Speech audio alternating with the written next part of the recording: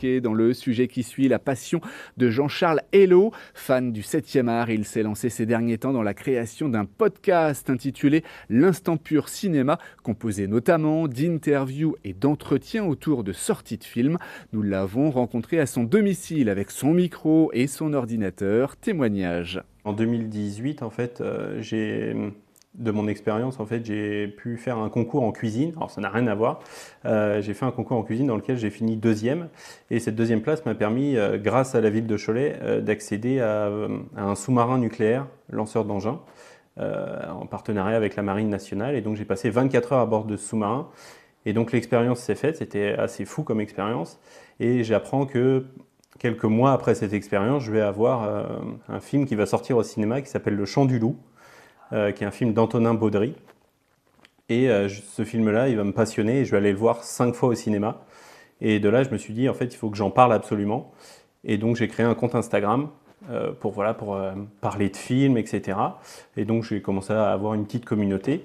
Et puis, j'avais une petite frustration, c'est que parler de films sur Instagram en texte, c'est pas forcément évident. Donc, très vite est née l'envie d'un podcast. J'ai intégré une équipe de podcasts. On parlait de films une fois par mois. En fait, on revenait sur les films qui étaient sortis dans le mois. Et une nouvelle frustration est née, c'est que si je voyais un film en début de mois, je pouvais en parler que le mois d'après.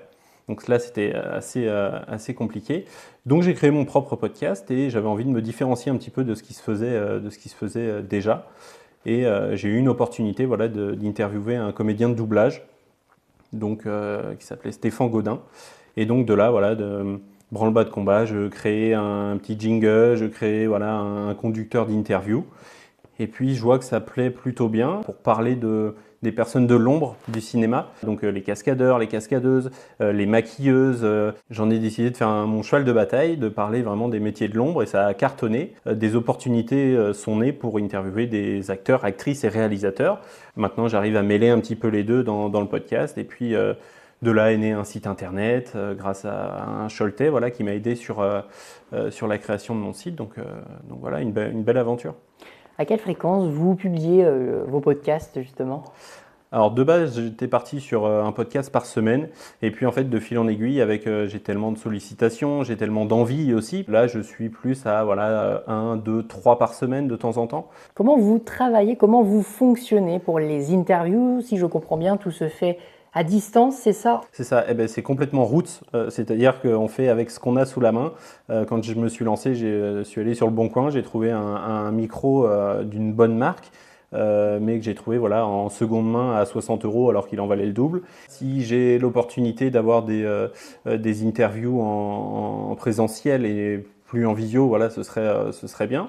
Mais c'est pareil, si je peux commencer à aller interviewer des réalisateurs, des acteurs un petit peu plus connus, un petit peu plus prestigieux, c'est vrai que ce serait intéressant aussi. Mais mon rythme me convient, j'ai personne au-dessus de moi, j'ai personne à mes côtés. Ce qui fait que j'avance à mon rythme. Si un jour j'ai un montage à faire mais que j'ai pas envie de le faire parce que je suis fatigué, parce que c'est pas grave, je le laisse de côté. Si j'avais prévu de publier le lundi et que l'épisode n'est pas prêt, je le publie le mardi. Et puis voilà, j'ai rien qui me retient, j'ai pas d'attache et c'est ça qui me plaît dans ce que je fais. Mes interviews sont diffusées donc sur des plateformes de podcast, donc Spotify, Deezer, etc. Et également en parallèle sur YouTube, et les deux ne sont pas cumulés ensemble, mais cumulés, je suis aux alentours de 60 000 écoutes. Et sachant que j'ai à peu près 150 épisodes, je crois. J'interviewe beaucoup de cinéma, pas d'auteurs, mais de cinéma d'art et d'essai, qui sont des films qui sont pas forcément distribués dans 500 salles en France et qui ne sont pas non plus dans les médias principaux, donc Allociné, qui est machin. Donc forcément, avec peu d'interviews disponibles pour ces personnes-là, la première qui remonte sera